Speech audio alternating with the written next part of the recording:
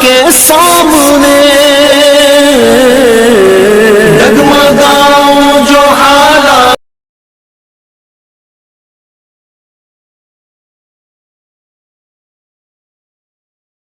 نہیں، میں اس لیے کہ یہ بات بہت سینسیٹیو ہے، بہت دل کو لگنے والی بات ہے، اسی لیے میں نے تھوڑا دماغ فریش کیا آپ کا. سب سنیں گے؟ بولو سنیں گے انشاءاللہ. ایک بات میں آپ کو بتاؤں، ایک یہ واقعہ سننا. ایک آدمی ملک شام میں رہتا ہے. بھائی کیا ہوا؟ آپ لوگ کس کو ہاتھ کر رہے ہیں؟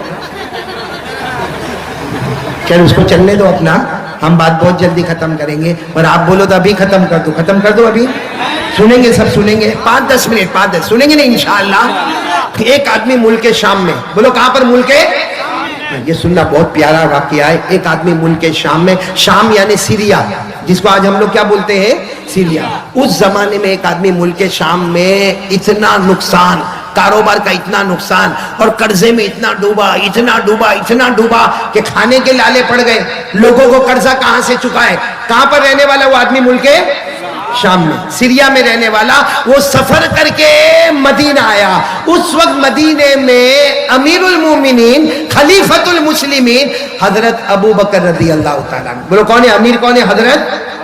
وہ ملک شام سے معلوم نہیں اپنے اونٹ پہ بیٹھ کے کتنے دنوں کا، کتنے راتوں کا، کہاں سیریا اور کہاں مدینہ.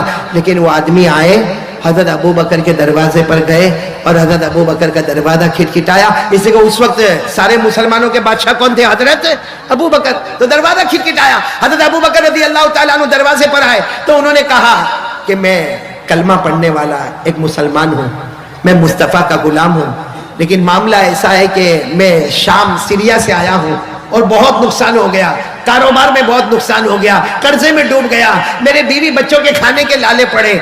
میں شام سے مدینہ آیا. ابو بکر میری کوئی مدد کر دو، کچھ میرے کو دے دو، میں قرضہ چکا دوں، نیا کاروبار شروع کر دوں. میں بھکاری نہیں، بھیک مانگنے نہیں آیا، صرف اپنے حالات میں مجبور ہو کر میں آیا. حضرت ابو بکر نے فرمایا آؤ اندر آؤ.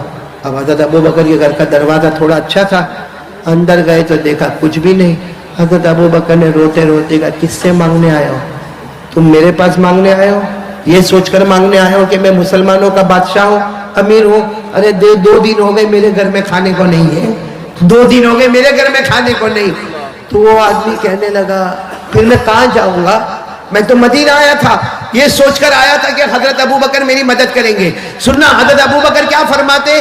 ایک کام کرو، عثمان کے پاس چلے جاؤ. حضرت ساتھ میں بولو کن کے پاس چلے جاؤ؟ حضرت. آواز ابھی بھی نہیں آ رہی، بولو کن کے پاس چلے جاؤ؟ حضرت. تو کہنے لگے میں تو عثمان کو پہچانتا نہیں ہوں، آپ کچھ لکھ کر دے دو تو میں چلے جاؤں گا حضرت عثمان کے پاس. حضرت ابو بکر نے فرمایا میرے لکھنے کی کوئی ضرورت نہیں ہے، بلکہ ان کو کہنا بھی نہیں کہ ابو بکر نے بھیجا ہے، لکھنے کی بھی ضرورت نہیں، اور عثمان کو کہنا بھی نہیں کہ ابو بکر نے بھیجا ہے. صرف جا کر وہاں جا کر اتنا کہہ دینا میں غریب ہوں، مصطفیٰ کا غلام ہوں. کوئی بھی مصطفیٰ کا غلام آ جائے عثمان کی سخاوت شروع ہو جاتی ہے. بولو سبحان اللہ. تو انہوں نے کہا لیکن میرے کو تو بہت بڑی رقم چاہیے. سنو انہوں نے کیا کہا؟ مجھے تو بہت بڑی رقم چاہیے. کیوں بڑی رقم چاہیے میرے کو؟ اس لیے کہ میرے کو قرضہ بھی ادا کرنا ہے، نیا کاروبار بھی شروع کرنا. ارے قربان جاؤ. حضرت ابو بکر نے فرمایا کتنی بھی بڑی رقم چاہیے عثمان کے پاس چلے جاؤ، رقم کا ذکر مت کرنا اور مجھے کچھ لکھنے کی بھی ضرورت نہیں، اور یہ بھی مت کہنا کہ ابو بکر نے بھیجا ہے. آپ چلے جاؤ، جہاں تمہاری سوچ ختم ہوتی ہے حضرت عثمان کی سخاوت شروع ہو جاتی ہے. بولو سبحان اللہ. اب وہ آدمی گئے. بولو کن کے پاس جا رہے ہیں؟ یہ سیریا والے کن کے پاس جا رہے ہیں؟ حضرت. جب حضرت عثمان کے پاس جا کر کیا ٹینشن ہوا معلوم ہے؟ جب گھر کے باہر گئے تو دیکھا کہ حضرت عثمان تو گھر میں اپنے بچوں کو ڈانٹ رہے، اور بچوں کو کیا کہہ رہے؟ ارے میرے بچوں تم دودھ بھی پیتے ہو، اس میں شہد بھی ملاتے ہو، دودھ کا خرچ الگ ہوتا ہے، شہد کا خرچ الگ ہوتا ہے، ارے خرچہ اتنا کرو گے تو کیسا چلے گا؟